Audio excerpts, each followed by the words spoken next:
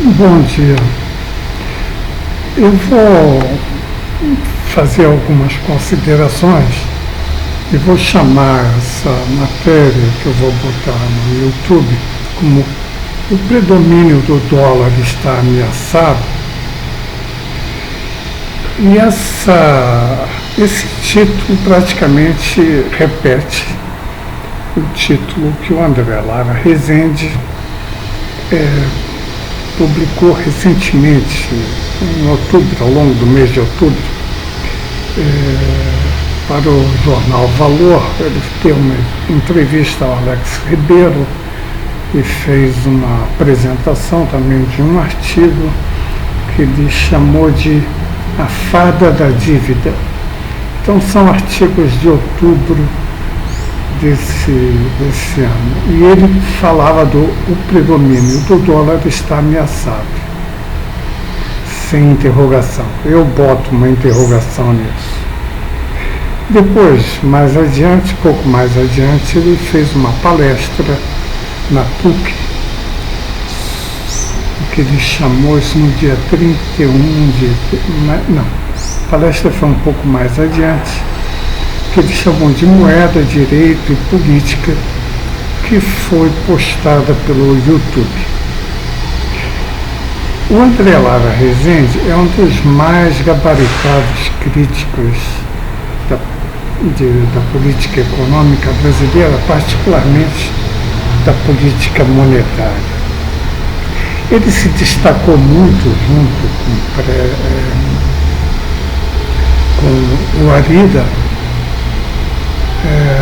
Então, o André Lara Rezende e o Pércio Arida se apresentaram, já são passados quase 31 anos da edição do Plano Real, e eles são os pais desse plano. E o interessante nisso é que o Plano Real foi o plano de melhor execução, mais bem elaborado. Então ninguém pode chamar o André Lara Rezende de uma pessoa despreparada. Mas ele mesmo reclama que sempre que ele é chamado a se manifestar, ele apresenta algumas heterodoxias que todo mundo olha, escuta, finge que entende, alguns entendem, mas 2 dias depois estão falando as mesmas velhas histórias, a mesma velha visão da economia ortodoxa que domina o Brasil. Então, para ele, então, por que fazem isso? É estranho isso, né? Mostra como a nossa grande imprensa, escrita, falada, televisada, como os nossos economistas do mercado são limitados na sua visão da economia brasileira, então dão a ele um silêncio respeitoso. Ele é muito inteligente, mas tem umas ideias meio estranhas, então não vamos dar muita importância para ele. E se esquecem completamente de que o que está acontecendo hoje, em termos de termos uma moeda um pouquinho mais, relativamente mais estável, se deve em grande medida a André Lara Rezende. Dias depois, um outro heterodoxo, Luiz Gonzaga Beluso, e associado a Manfred Bach, em associação com Manfred Bach, publicaram A Fábula da Dívida Pública, no dia 4 de novembro, também no Valor. E é sobre as contradições, sobre as críticas que são feitas à política monetária brasileira que eu vou falar aqui, porque eu acho importante não deixar com que os argumentos corretos e importantes de André Lara Rezende caiam no limbo. Não? E por que isso? Porque eu tenho uma consciência muito clara de que entre 1930 e 1980 o Brasil foi uma das economias mais dinâmicas do mundo.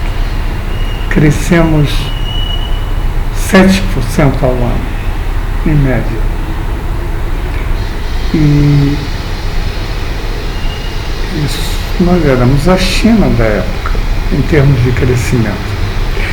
Não tínhamos um aparato financeiro e monetário que desse sustentação a esse crescimento com estabilidade. Pelo contrário, a gente namorou muito a ideia da inflação, tivemos uma superinflação que está na origem do que ocorre hoje.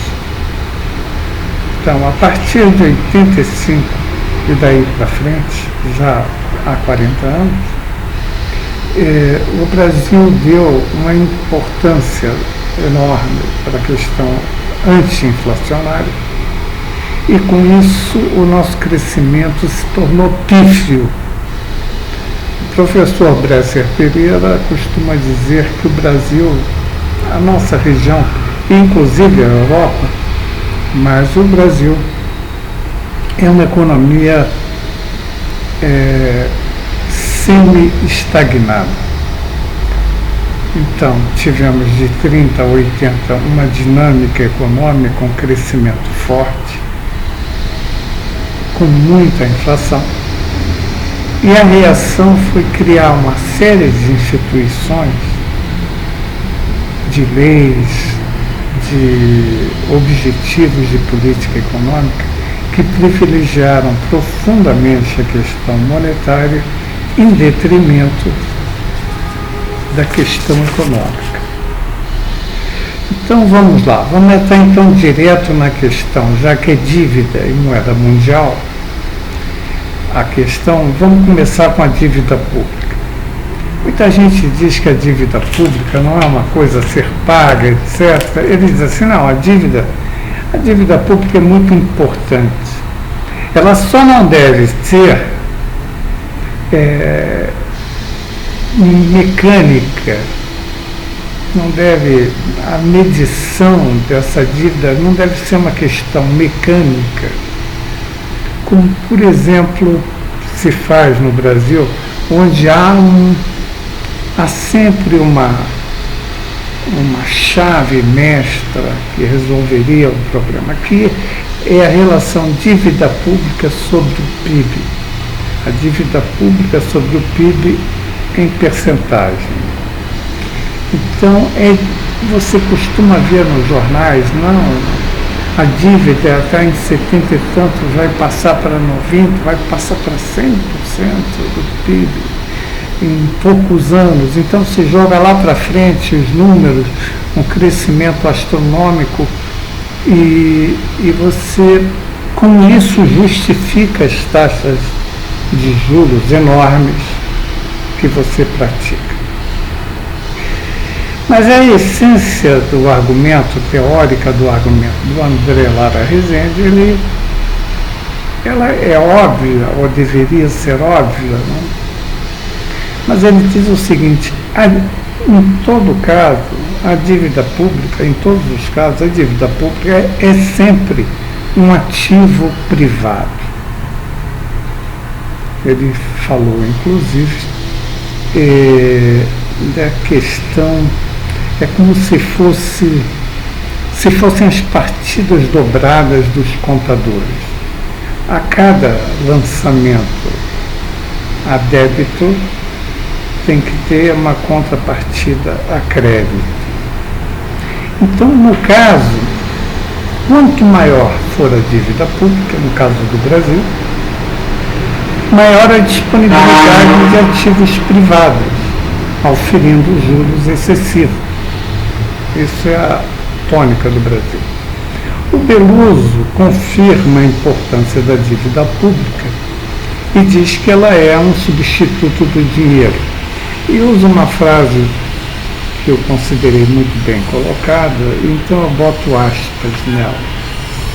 Na realidade, os credores do Estado não lhe dão nada, pois a soma emprestada converte-se em títulos de dívida facilmente transferíveis que em suas mãos continuam a funcionar como se fossem a mesma soma de dinheiro vivo.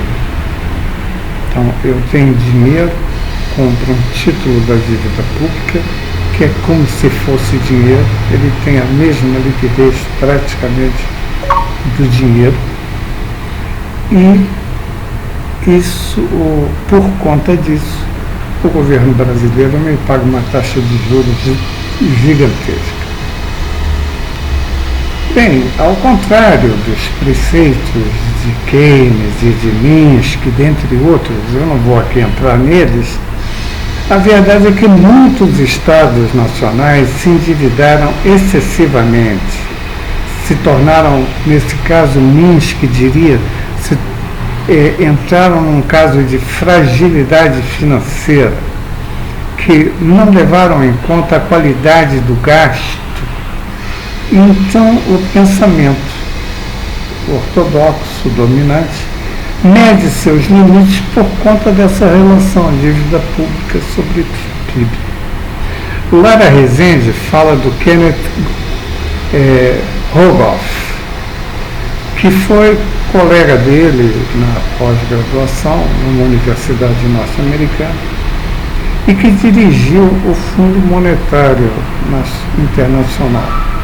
Ali, com uma colega de trabalho, que eu não tenho o nome dela aqui agora, eles fizeram uma afirmação nesse texto do Fundo Monetário de que uma relação dívida pública, percentual de dívida pública sobre PIB superior a 90% implicaria perda do controle da dívida pública.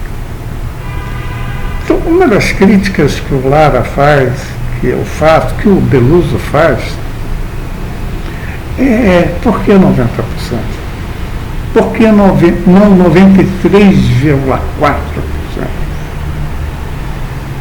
Quando você mecaniza todas essas questões econômicas, que são por sua própria natureza complexas, e você reduz a problemática, esses modelos todos te levam a reduzir o problema a um indicador, você chega a situações como aconteceram por aí. Os números que eu vou passar agora não são corretos, mas o que importa é a relação deles. Então, por exemplo, se eu dissesse que a inflação está em 5,22%, esse é um número hipotético, 5,22%, mas no mês passado, mas esse mês subiu para 5,24%.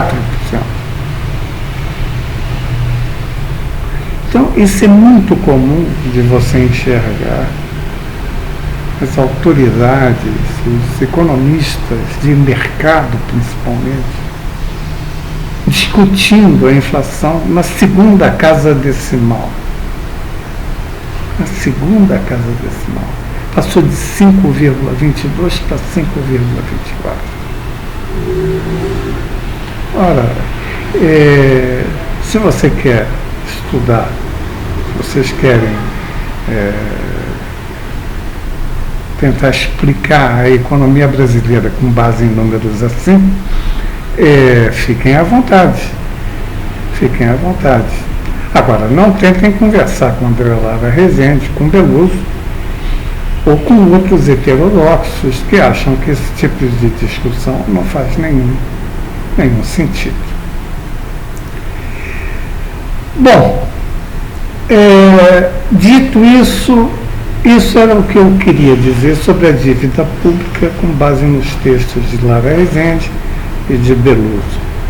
Agora, passando para a questão da moeda internacional de reserva, O Lara Rezende fala em 6 pilares que sustentam a condição da moeda internacional de reserva.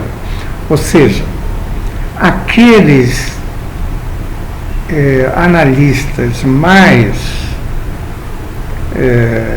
acatados dentro do pensamento ortodoxo costumam usar esses argumentos. Ou seja, você tem que atender a esses 6 argumentos se você quiser ser uma moeda de referência, a moeda mundial.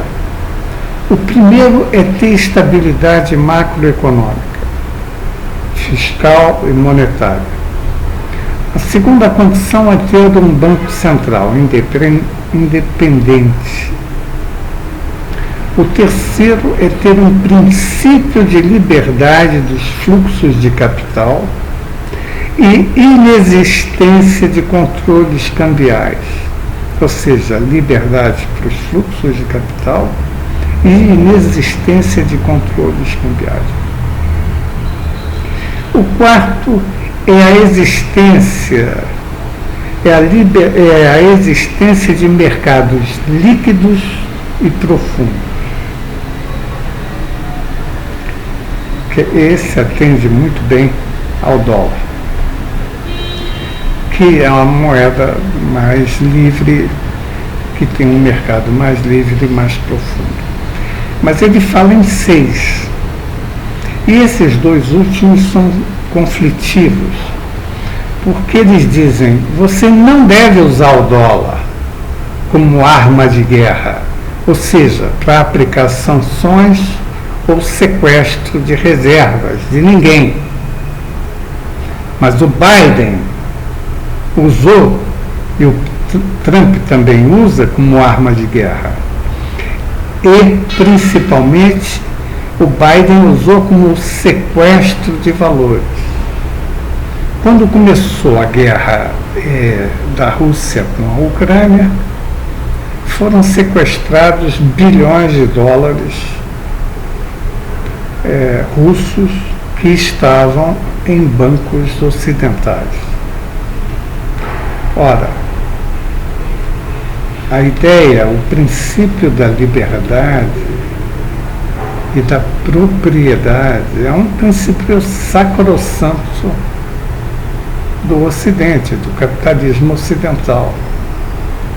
Então, você confiscar, sequestrar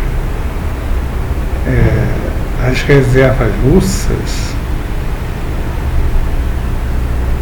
é uma coisa complicada, extremamente complicada. Que mensagem isso é mandado para outros países, do Brasil inclusive, que tem títulos do Tesouro norte-americano?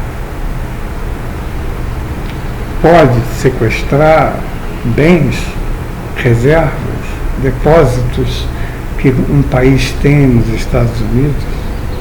Essa é a grande questão que está pintando por aí. E, finalmente, o 6º pilar em que se sustenta a condição de moeda internacional de reserva seria a multiplicação de moedas digitais privadas atreladas ao dólar, como as stable coins, que ameaçam tomar o lugar do dólar como moeda de pagamentos. Então, nós estamos, além de enfrentar as questões do dólar, ainda temos que levar em conta um mundo de moedas privadas que estão sendo emitidas. As stablecoins são emitidas, mas são referenciadas ao dólar, ou ao euro, ou ao que for. Elas buscam uma estabilidade em terceiros, em outras moedas, e trazem uma instabilidade grande para o mercado monetário. Enfim, vamos juntar essas duas ideias de dívida pública ser importante e a cada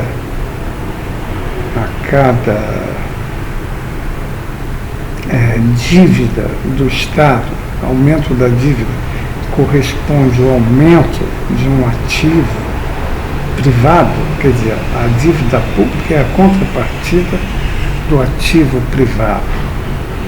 E dos pilares necessários para você ter essas moedas, para você ter a moeda de referência estabilizada, é isso que importa. E esses pilares, eles não estão mais sustentando adequadamente o dólar como moeda de referência. Tem um autor, já falecido, um belo autor, John Kenneth Galbraith, que era canadense, vivia e lecionava nos Estados Unidos. Ele falou dos sucessos do sistema capitalista, do sistema de mercado, mas criticou a instabilidade, a ineficiência e a desigualdade social. Daí ele defendia políticas e intervenções governamentais para remediar as falhas do sistema. E lá na crise dos anos 80 foi interessante, porque ele dizia, uma vez ele disse numa entrevista que eu assisti, nunca esqueci, que um país que tem comida e energia, alimento e energia, não podia haver crise. A Argentina, por exemplo, tinha carne, tinha trigo e tinha petróleo. Então, nessa concepção de Galbraith, ela não deveria ter crise. E, no entanto, ele diz, a cada 10 anos, a Argentina entra numa crise. Bom, isso era lá os anos 80, não vou discutir a dívida argentina dos anos 80, mas eu penso no Brasil dos anos 2025. Nós temos alimentos e temos energia. Temos arroz, milho, algum trigo, muita coisa, em termos de cereais. E temos petróleo e substitutos de petróleo. Temos um horizonte de tempo à frente que mostra que nós teremos não só muita energia, como muita energia limpa, tirada do vento e do sol, eólica e solar. Enfim, essa não é a questão importante. Mas então, se a gente pensar em alguns pouquíssimos países, eu diria, em termos de dívida, a Argentina, ela vem logo à tona. A Argentina tem um problema sério porque no processo de dolarização da sua economia, a Argentina cometeu erros tão grandes que o governo argentino tem incapacidade de manter reservas em dólares. Ou seja, ela não consegue, os detentores de dólares na Argentina, que são o povo detém os dólares, eles não os depositam no sistema bancário argentino. Então, hoje, a dívida da Argentina é um problema sério que só se resolve por algum tempo, meio ideologicamente, porque ambos se consideram, ambos são de extrema direita e se consideram muito amigos. E os Estados Unidos estão fazendo empréstimos grandes à Argentina. Resta saber a que custo, porque o Trump pode ter simpatias por alguns e antipatia por outros, mas ele está sempre focado em algum benefício do seu próprio país. No Brasil, ao contrário, que nunca se dolarizou, o Brasil tem uma dívida em reais feitas por brasileiros e tem aplicado as suas reservas em títulos norte-americanos, treasuries. E isso tem sido um problema, quer dizer, isso tem sido um problema, porque já tem sido mencionado, eu vou falar logo em seguida, algumas tendências perigosas nos Estados Unidos. Então há uma tendência de redução das aplicações em títulos americanos, e o jornal de hoje, inclusive, fala já de uma compra de ouro que o Brasil está fazendo no exterior. Então está tentando diversificar e o mundo está correndo para o ouro. Bancos centrais do Ocidente estão correndo para o ouro. É uma coisa absurda.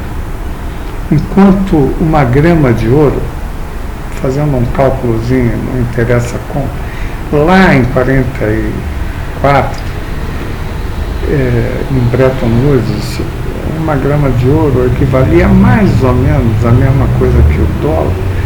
Hoje um dólar vale mais de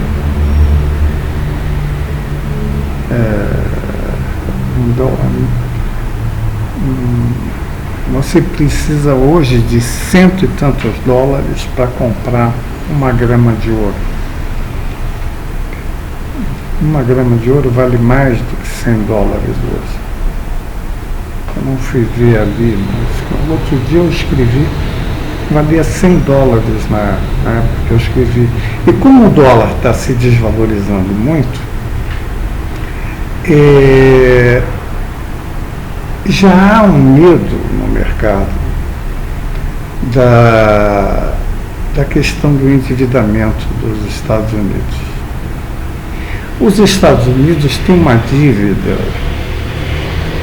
externa, uma dívida na sua moeda, mas que grande parte dessa dívida está na mão de estrangeiro, de 37 trilhões de dólares. E o PIB dos Estados Unidos é da ordem de 27 trilhões de dólares. Então a relação de dívida-PIB é mais do que 130%. Bom, o Rogoff que diga lá que mais de 90% você perde o controle. Talvez não você sendo os Estados Unidos. Aí você emite moeda mundial e toca lá para frente, que foi o que aconteceu. Lá em 44, o dólar virou a moeda de referência, porque era a maior economia do mundo, era a economia mais estável, que tinha as maiores reservas internacionais do mundo. E quando chega agora, quando começou essa época em que a moeda americana estava extremamente valorizada, os Estados Unidos tinham um dólar, tinham um déficit nas contas externas, então ele foi feito uma espécie de um Bretton Woods II para manter os mercados abertos para o mundo. Os Estados Unidos passaram a exigir que os países mais superavitários na relação comercial com os Estados Unidos teriam que comprar títulos públicos norte-americanos. Então é isso que está acontecendo hoje nos Estados Unidos. Com essa política tarifária e com uma série de medidas, o Trump, ele parece que quer resgatar um passado idílico dos Estados Unidos, não é? Quer fabricar automóveis movidos a petróleo, a gasolina, quer resgatar siderurgias gigantescas, a US Steel, essas coisas ficaram lá atrás. Então ele está desvalorizando o dólar ao redor do mundo. Mas ele é o único país que não pode fazer isso. Não tem condição de fazer isso, por ter a moeda mundial. Qualquer país, o Brasil, por exemplo, fez várias vezes. Se você tem um desequilíbrio grande de balanço de pagamento, começa a escassear o dólar e você tem compromisso a pagar, você tem uma tendência grande de desvalorizar a sua moeda para começar a recompor as suas reservas. Você desvaloriza a sua moeda, a sua exportação fica mais barata, a importação fica mais cara, então você começa a gerar um superávit. É isso que o Trump está tentando fazer nos Estados Unidos. Mas é para pagar aquela dívida de 37 trilhões? Não. Aí é que está. Você não pode esperar nada do Trump. Então ele vem a público e diz que vai dar com o superávit que ganha com essas tarifas que prejudicaram as exportações dos países para os Estados Unidos, não é? E facilitam as exportações americanas. Ele quer dar $2.000 para cada habitante dos Estados Unidos. Não pode ser mais populista do que isso. Não pode ser mais populista do que isso. Então, a situação está muito delicada, porque a China, que já foi o país que teve mais reservas nos Estados Unidos, já começou a pular fora. Hoje quem está na frente é o Japão, Canadá, mas os Estados Unidos já estão saindo, a China já está saindo dos Estados Unidos. O Brasil teve uma pequena queda nos títulos e agora o jornal, eu ainda vou precisar ler, mas há uma tendência, eu diria que assim, sim, você está fazendo bem, saia dos títulos americanos e tente alternativas. O pior é que a alternativa é o ouro, que é muito bonito, muito bonitinho, mas e que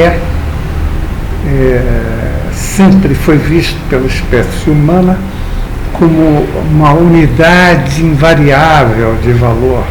Invariável nunca, ela é talvez uma das mais voláteis e está caríssimo o ouro, mas bancos centrais, grandes investidores, países estão comprando ouro. Isso dá uma medida. Quando você vê que você precisa de mais de $100 por 1 grama de ouro, isso dá uma medida da perda de importância dos Estados Unidos. Bem, aí o que pode haver? A gente está gastando muita discussão com tarifas. O Trump, os Estados Unidos e o Trump, claro, definem como o discurso mundial é feito. Então, só se fala em tarifas, Agora, assim que ele entrou, alguns analistas meio craques lá do Financial Times, eles começaram a escrever artigos e falando da possibilidade dos Estados Unidos quererem resolver o problema da sua dívida externa de uma maneira diferente. Eu digo maneira diferente porque, como eu acabei de dizer, qualquer país pode tentar desvalorizar a sua moeda para recuperar a posição superavitária nas contas externas e começar a pagar dívidas feitas no passado. Tudo bem, mas não quem é a moeda de referência. Ele fazendo isso, ele vai estar depreciando a moeda de referência. Então, o dólar continua sendo um meio de pagamento bastante importante, mas como reserva de valor, o pessoal quer pular fora, porque é uma moeda que está se desvalorizando muito. Então, essa duplicidade de objetivo que existe no dólar é um problema sério para o país resolver. Enfim, para encaminhar ao final essa coisa, vários países, vários atores mundiais já estão pensando em alternativas ao dólar. Os mais importantes são o yuan chinês e o euro da Europa. Eles têm fragilidades dos dois. No caso da China, o yuan é referenciado ao dólar. Quer dizer, como é que você vai substituir o dólar e botar um outro valor que é referenciado ao dólar? Não faz muito sentido. É referenciado porque é uma intervenção total do Estado chinês na precificação do yuan, sempre com relação ao dólar, sempre abaixo do dólar. E exatamente para ter possibilidade de ter um comércio exterior positivo. Então, o mercado vai topar ter uma moeda mundial, por exemplo, que seja subordinada às autoridades chinesas, que vão mudar o valor da moeda de acordo com objetivos chineses? Não, é difícil, é muito difícil que isso aconteça. Já o euro, ele não tem essa questão. Ele pode ser uma moeda de reserva ao mercado. Eu me lembro daquela top model, como era o nome dela? Linda, uma gaúcha, que era muito bonita, e na época ela era casada com um jogador de futebol americano e vivia nos Estados Unidos e precisava assinar um novo contrato de top model lá. E ela não queria assinar um contrato em dólares, ela queria assinar em euros. Isso é só uma brincadeirinha para dizer que não é de hoje que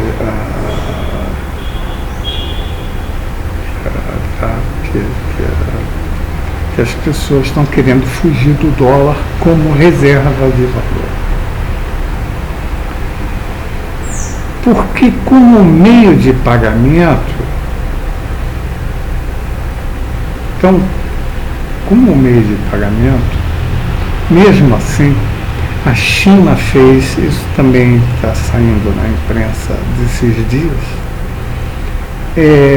a China está com 117 países cadastrados no sistema de pagamentos interbancários transfronteiriços da China, CIPS, enquanto o euro, na zona do euro, tem apenas 36 países listados na área única de pagamentos em euros. Então tem muito mais países interessados em negociar em yuan do que países interessados em negociar em euros. A China é muito mais ativa nesse mercado, muito mais agressiva nesse mercado. Isso é que incomodava o Trump, a beça, ele não admitia de forma nenhuma, queria punir os países que tivessem a audácia de querer negociar em yuans ou em euros. Mas, enfim, não dá para ser, não dá para o yuan substituir o dólar,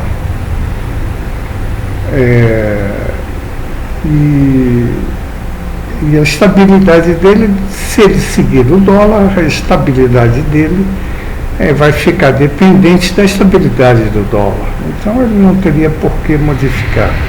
Mas como forma de pagamento, ele desenvolveu uma moeda digital, a China desenvolveu uma moeda digital que em poucos segundos resolve as operações internacionais em yuans.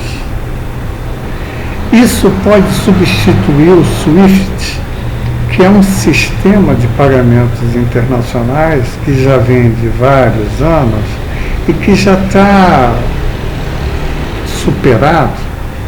Leva algum tempo, horas, às vezes 2, 3 dias, para você quitar uma operação, quando você leva poucos segundos para quitar numa moeda chinesa.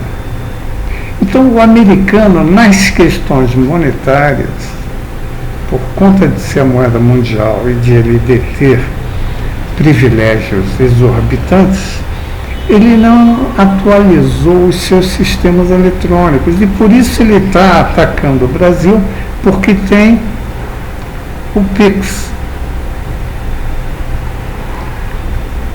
Tem o Pix, porque o Pix é uma coisa de graça.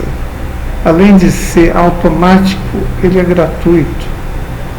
E os bancos então reclamam com o Trump porque querem continuar mantendo aquela velha relação em que para eu fazer uma transferência para você, eu vou ter que pagar uma taxa bancária, uma tarifa bancária para fazer essa operação. Enquanto isso, a China também atualizou. O Brasil estava querendo fazer um DREX, que seria essa moeda digital internacional, uma derivação, uma ampliação do Pix.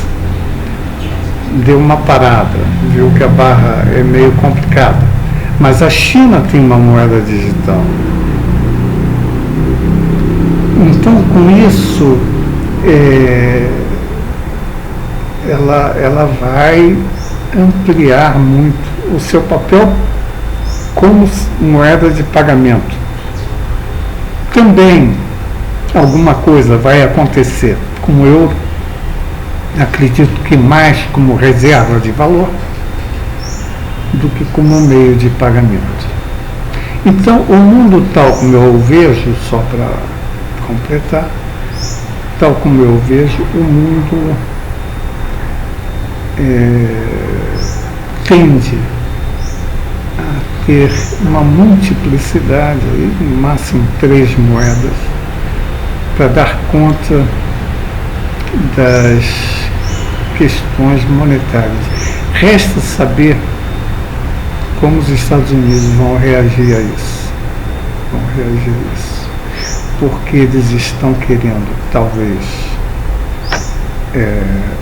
baixarem a dívida pública americana, trocando os papéis, exigindo a troca dos papéis que têm vencimentos por bônus perpétuos. Ou seja, se você comprar um papel americano, um bônus perpétuo, ele não tem vencimento, ele nunca poderá ser resgatado. Para você sair desse papel, você vai ter que vendê-lo no mercado. Isso é uma coisa assustadora, porque isso tem a mesma natureza, voltando lá, aquelas questões macroeconômicas para você ter uma moeda mundial. Uma delas é não usar o dólar como arma de guerra ou como arma de sequestro de bens. Já sequestraram depósitos russos e tinham, por conta da guerra da Ucrânia, sequestraram, né, por ordem dos Estados Unidos, esses depósitos russos. E tinha lá um líder europeu que dizia que devia pegar esses dólares que estão congelados e comprar armas para mandar para a Ucrânia na Rússia. E agora, eu estava lendo que tem uma proposta de paz feita pelo Trump,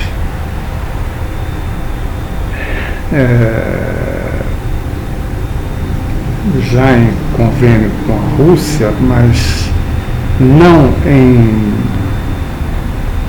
que não incorpora a visão europeia. E parece que uma das cláusulas seria usar esses recursos para reconstruir a Ucrânia. Quer dizer, tudo bem, você até pode achar que essas coisas fazem sentido, mas a verdade é que o capitalismo mexeu naquele princípio da propriedade privada. E no instante em que você mexe nesse princípio, as coisas estão muito feias. Muito feias. É uma repetição, se ele impuser bônus perpétuos, é um confisco do tipo do confisco que foi feito com relação à Rússia, parecido com ele. Isso é muito mais importante. Comércio é importante, tarifa tem importância, mas moeda, dinheiro, é muito mais importante que comércio. Por isso é bom ficar de olhos bem abertos. Um abraço.